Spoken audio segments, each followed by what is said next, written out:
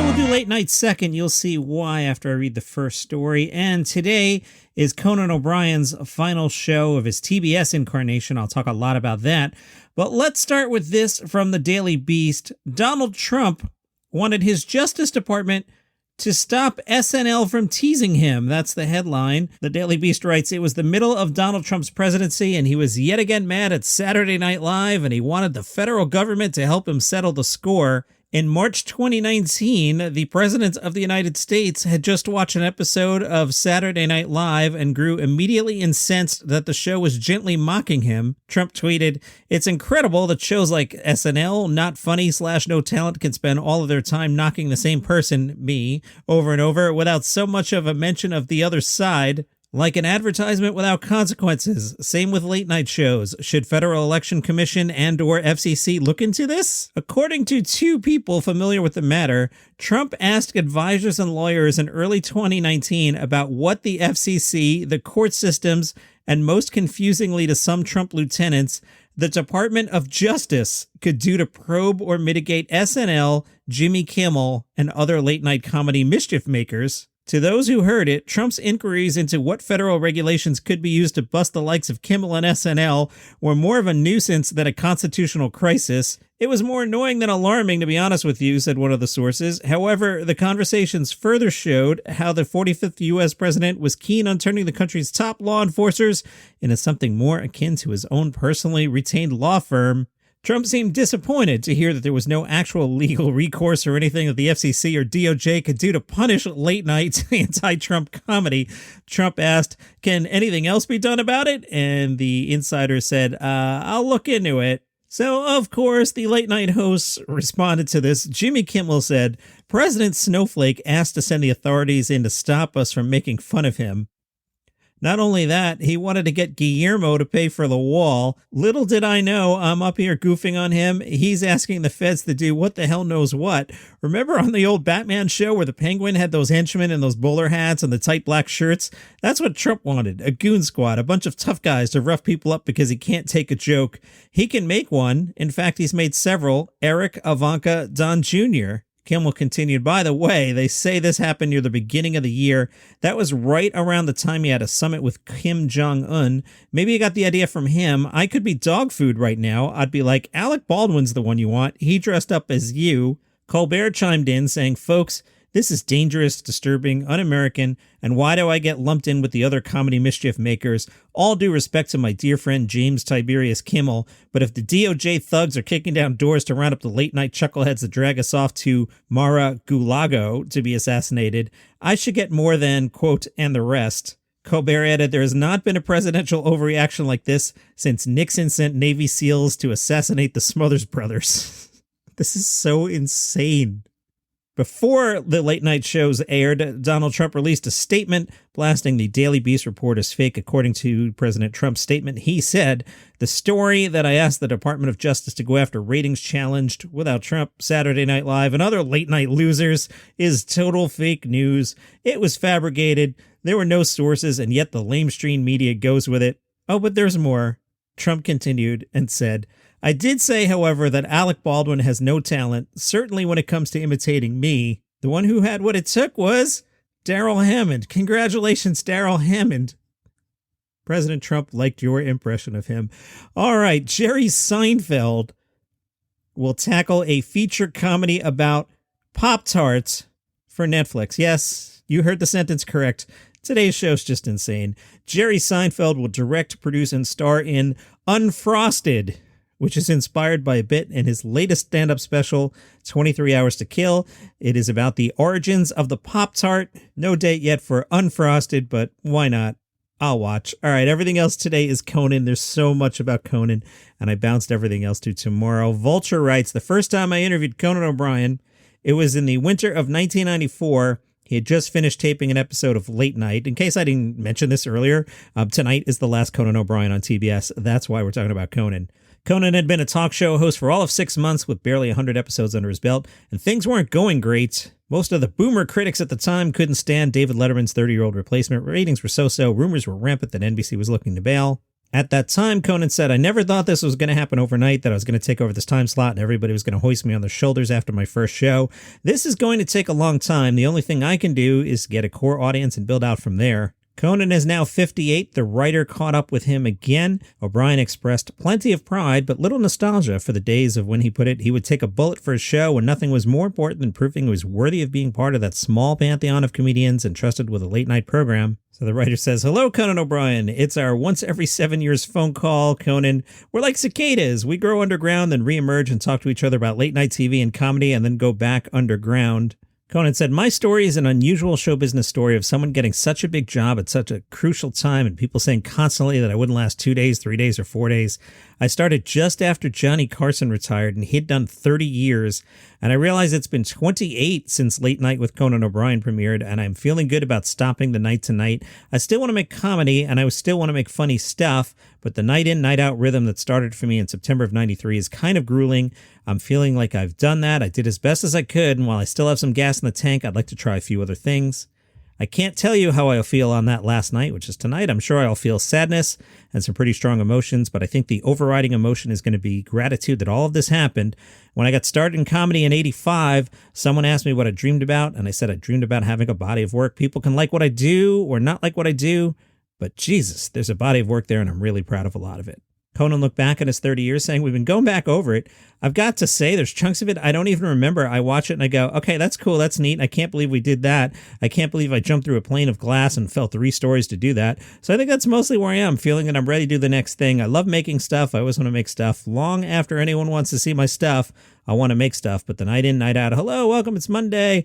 I've done what I can do with that format. What happens is, over time as you get older, you start craving different experiences. Those travel shows made me feel like this is fantastic.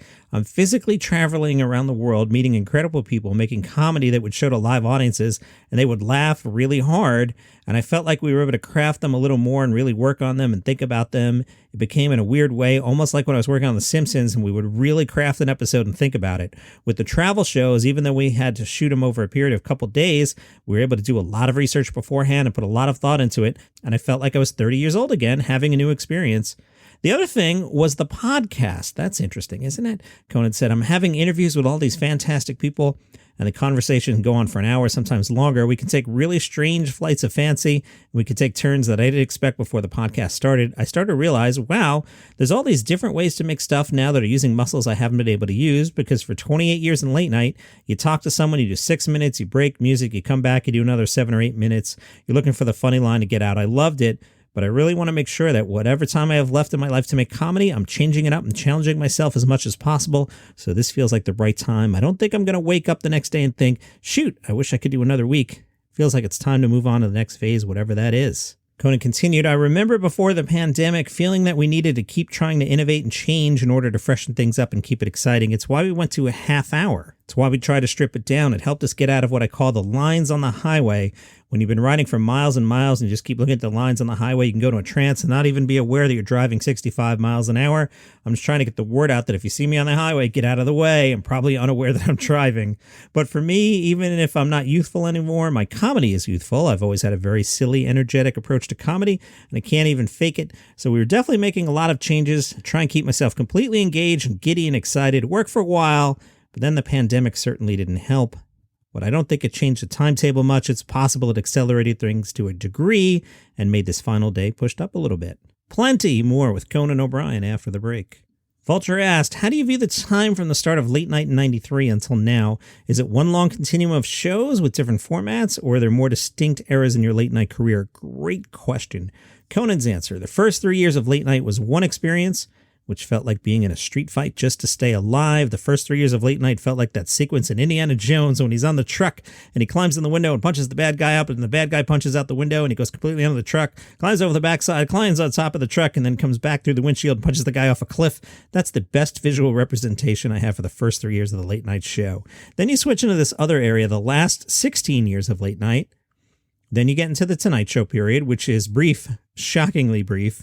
And then you get into the tour that we took, which was very intense, and then into this TBS show. But the approach and the comedy philosophy are always the same, which is trying to make things that are silly. The comedy I really like is evergreen. My favorite comedy is not topical. My favorite comedy is making stuff where you don't need to know, wait, who's Joe Manchin and how does West Virginia play into it? I appreciate that comedy, and I think it can be very brilliantly done, but it's not what I do. This is a fantastic interview.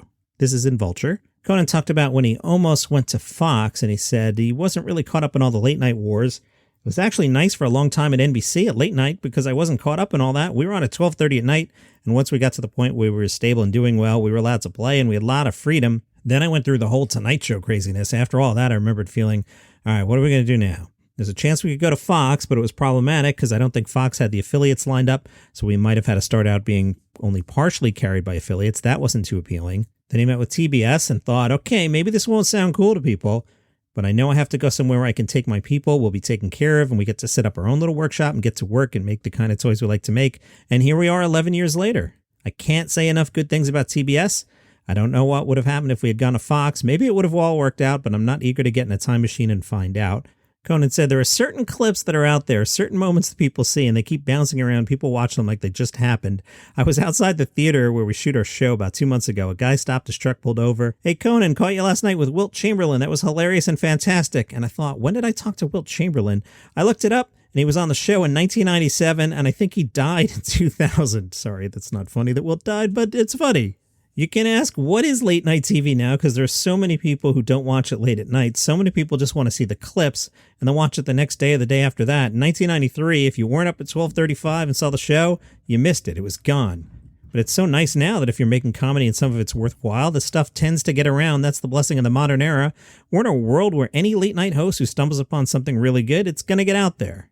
So this business of who's beating who in the horse race at 11:30 doesn't feel as important as what people are doing, which is the way it should be. I'm still looking for the camaraderie of making comedy with really funny people. I'm still hungry for that. I mean, in 93, I'd have taken a bullet in the chest for that late night show, you know? You could have had assassins beat me with pipes, and I still would have crawled out there and done that show because I had something to prove to myself, or as Freud would say, to my dad or whoever.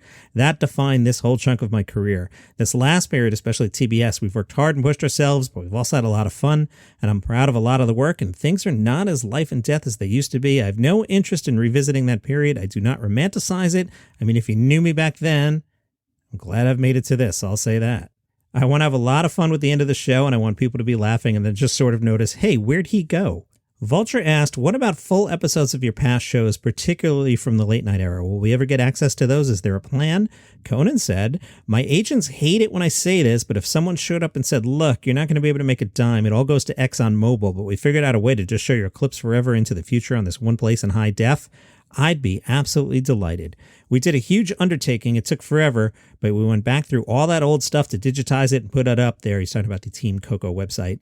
And that does seem to be the way people consume shows now. I honestly don't know if there's an appetite for someone to say, I want to watch October 11th, 1994, Late Night with Conan O'Brien, special guest David Brenner and Charo.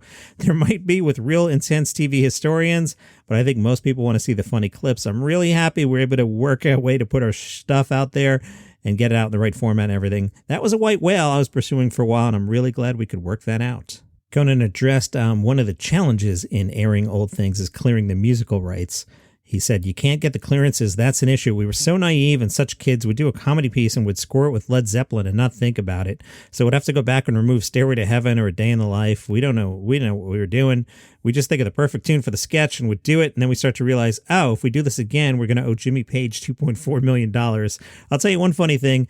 I've had the opportunity to hang out a couple times with Sir Paul McCartney. One of the times we were chatting at a dinner and somehow we ended up talking about late night bands and I was talking about my band. I said the band will play a generic tune on the air and then the minute we hit commercial, we're no longer on the air. It turns into a Beatles classic for the audience and they go crazy.